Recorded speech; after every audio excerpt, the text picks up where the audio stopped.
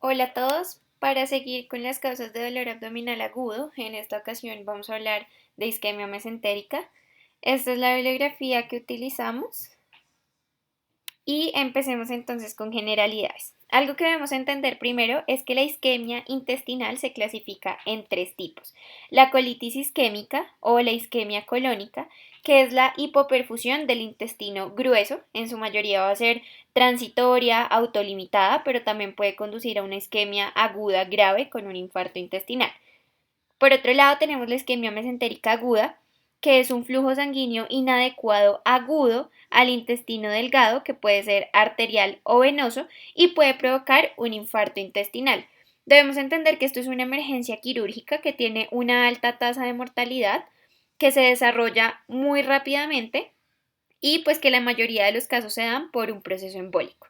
También está la isquemia mesentérica crónica, que significa la hipoperfusión constante o episódica del intestino delgado, y pues esto, como ya vemos, son episodios transitorios y recurrentes que compromete como tal el mantenimiento de los requerimientos metabólicos y generalmente se da por aterosclerosis.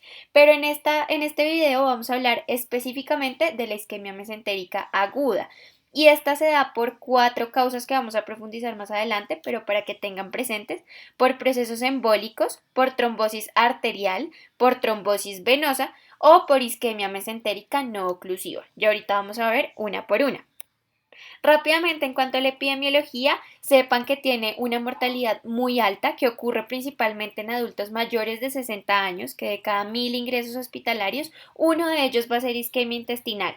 Bueno, y pues que va a ser el 5% de las causas de muerte de pacientes hospitalizados. La edad media de presentación va a ser a los 70 años, pero también se puede dar en jóvenes que tengan fibrilación auricular, vasculitis o estados de hipercoagulabilidad, y tiene una predilección por el sexo femenino en una proporción 3:1. Ya entonces, en cuanto a la fisiopatología, lo que sucede es que hay una interrupción repentina del flujo sanguíneo al intestino delgado. Entonces, si hay una interrupción de ese flujo sanguíneo, va a haber una hipoxia intestinal y un infarto hemorrágico. Entonces, ¿cuál va a ser la respuesta inicial a ese cese del flujo sanguíneo? Va a haber vasoespasmo y va a haber contracción. Entonces, la actividad metabólica de la mucosa intestinal va a aumentar y las células de las vellosidades rápidamente se van a necrosar, produciendo toda la sintomatología aguda que vamos a ver, pero a grandes rasgos es un dolor abdominal, vómito, náuseas, melenas o hematoquesia, ¿listo? Y lo que va a suceder es que va a haber una disrupción de la barrera intestinal, se va a alterar toda la barrera mucosa, se va a perforar y por tanto se van a liberar bacterias, toxinas, sustancias vasoactivas, que lo que va a hacer es un infarto transmural, una perforación, una sepsis potencialmente mortal y posteriormente un fallo multiorgánico. ¿Listo? Otra cosa que debemos tener presente: ¿cuáles van a ser esos sitios de interrupción del flujo sanguíneo? Pues en el 90% de los casos va a ser la arteria mesentérica superior. ¿Listo? Esta arteria va a irrigar el duodeno distal, el yeyuno, el ilion y el colon hasta el ángulo esplénico. Entonces vean que irriga casi pues la gran mayoría del intestino. Y esto también es para que ustedes recuerden las ramas de la arteria mesentérica superior. Entonces, recordemos que da la arteria apendicular, la cecal anterior y posterior, la cólica y la cólica media, la iliocólica, las yeyunales y las iliales. ¿Listo? Y en muy menor proporción va a afectar la arteria mesentérica inferior. Entonces recordemos las ramas de la arteria mesentérica inferior, que es la cólica izquierda, las sigmoideas y la rectal superior.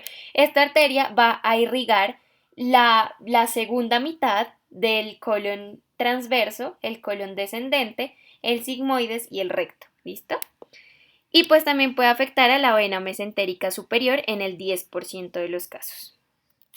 Ya entonces, en cuanto a la etiología, vamos a hablar de las cuatro causas que les mencioné anteriormente. La primera es el embolismo arterial mesentérico y es la causa más común.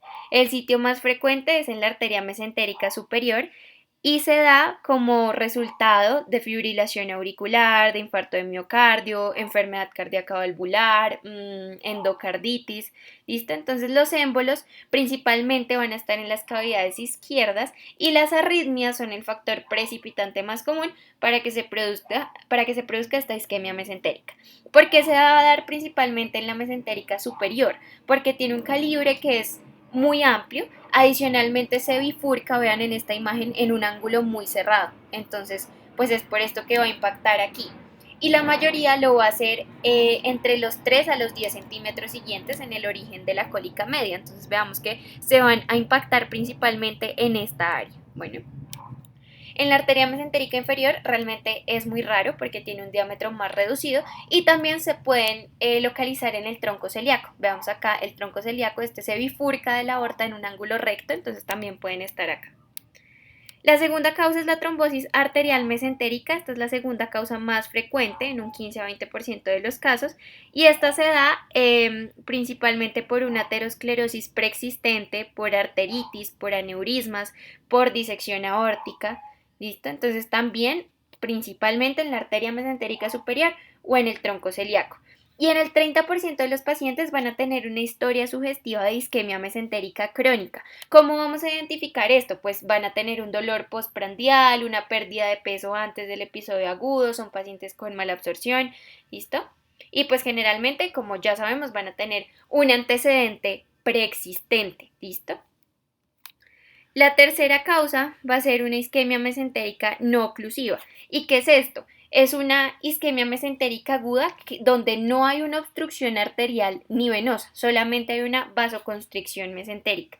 ¿Listo? Esta se ve en personas críticamente enfermas que tienen un gasto cardíaco bajo, pero también personas con hipotensión, que toman vasopresores, digitálicos, ergotaminas o incluso cocaína. Entonces, ¿qué es lo que sucede? Que hay una contracción del músculo arterial y venoso de los vasos mesentéricos y esa vasoconstricción va a generar una activación simpática, va a liberar vasopresina y angiotensina. ¿Listo? Y tiene una mortalidad elevada. Y ya finalmente la trombosis mesentérica venosa. Esta pues es la causa menos común realmente, pero se da en la vena mesentérica superior y también en la vena mesentérica inferior, pero principalmente va a ser acá en la vena mesentérica superior igual porque tiene mayor diámetro. Bueno. Y aquí, pues los factores predisponentes van a incluir infecciones, neoplasias, terapias con estrógenos, trastornos de hipercoagulabilidad, hipertensión portal, en fin. Pero esta, pues realmente es la menos común de todas.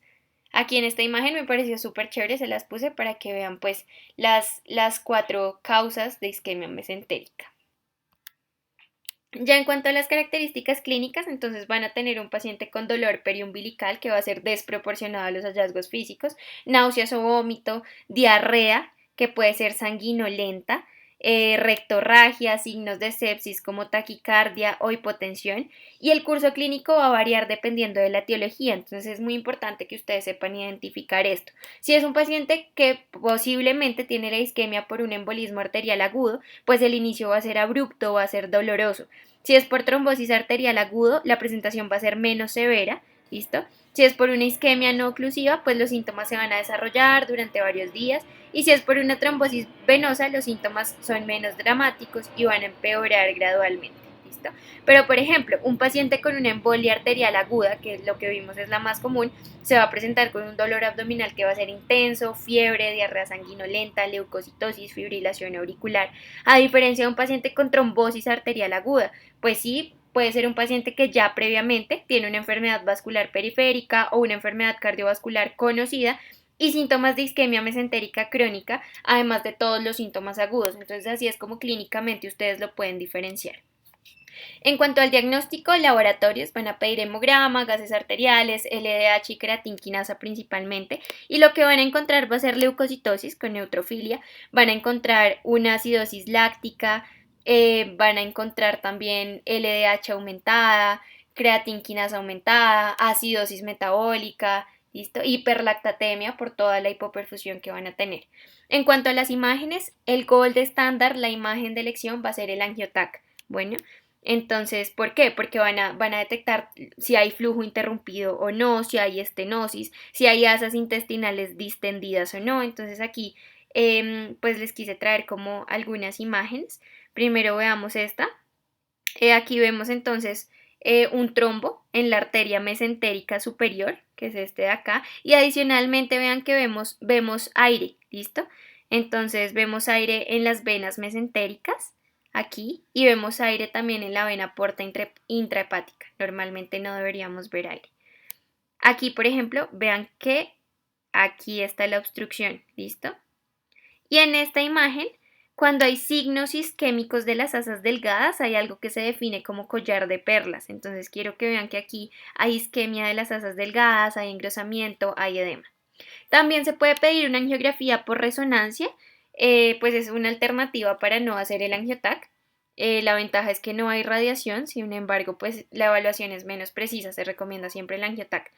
Y otros para evaluar si hay enfermedad subyacente o no, entonces podemos pedir un electrocardiograma para mirar si hay fibrilación auricular o si hay infarto de miocardio. Entonces, cuando nosotros sospechamos isquemia mesentérica aguda, es esencial que iniciemos rápidamente los estudios por imagen, ¿listo? Angiotac.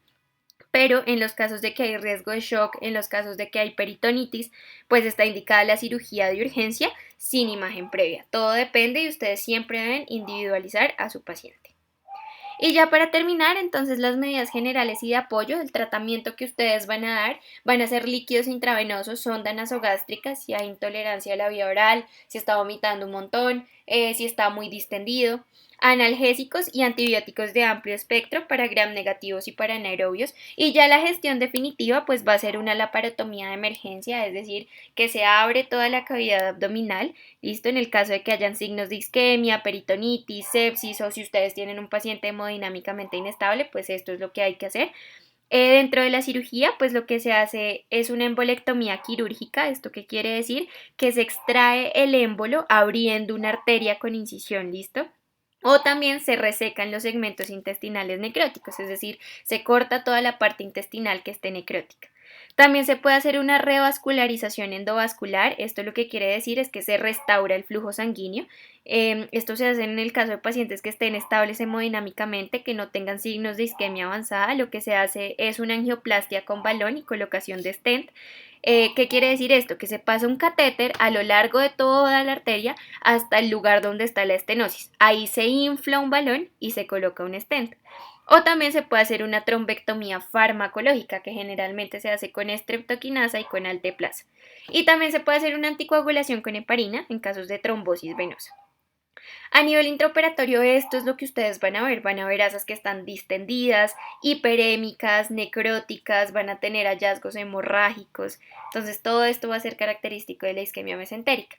Y ya las complicaciones, pues todo lo que hemos hablado que realmente si no se trata, pues van a tener ustedes un paciente con peritonitis, con sepsis o con falla multiorgánica.